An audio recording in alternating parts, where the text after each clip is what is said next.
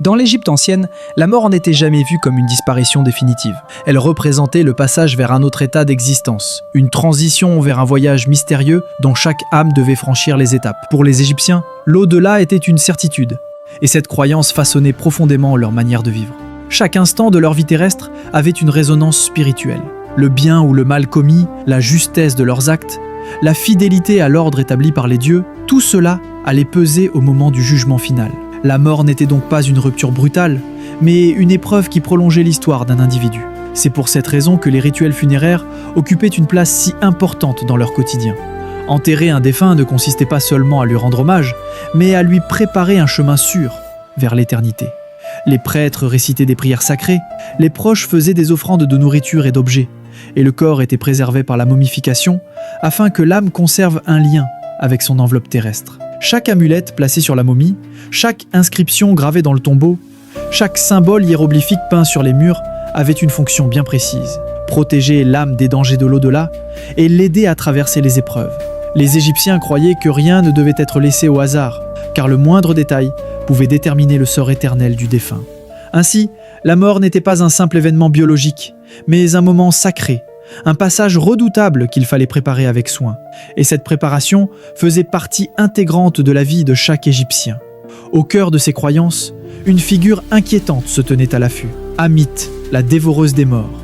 Son nom seul suffisait à inspirer la crainte, car elle représentait la menace ultime qui pesait sur l'âme au moment du jugement.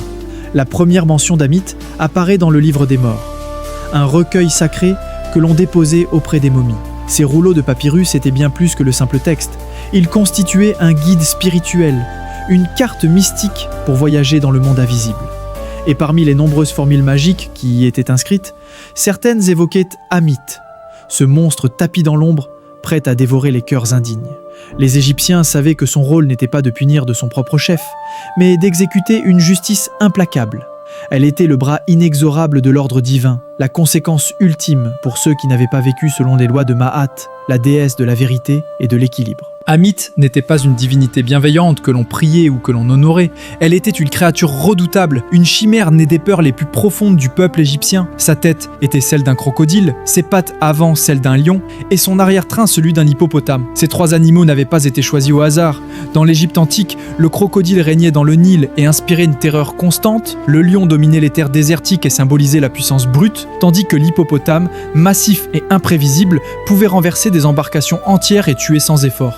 En combinant ces trois bêtes, Amit représentait l'incarnation vivante de la peur, une créature hybride conçue pour inspirer l'horreur et rappeler à tous que la justice divine ne laissait aucune échappatoire. Elle n'était pas un simple monstre, mais le symbole des forces incontrôlables de la nature, réunies pour sanctionner les âmes impures. Les Égyptiens craignaient par-dessus tout ce qu'ils appelaient la seconde mort. Contrairement à la première, celle-ci ne laissait aucune chance de survie spirituelle.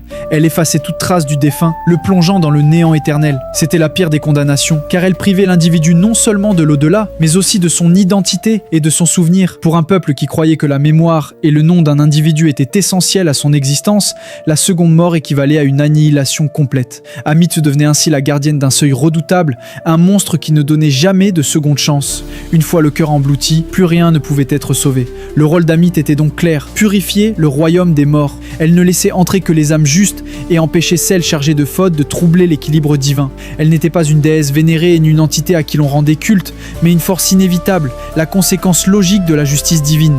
Elle symbolisait la peur qui incitait les hommes à respecter Ma'at, à vivre selon l'équilibre et la vérité. Par sa seule existence, Amit rappelait que chaque action avait un poids et que l'éternité ne pouvait être atteinte qu'au prix d'une vie juste. Elle incarnait la frontière ultime entre l'ordre et le chaos, entre la survie éternelle et l'oubli définitif.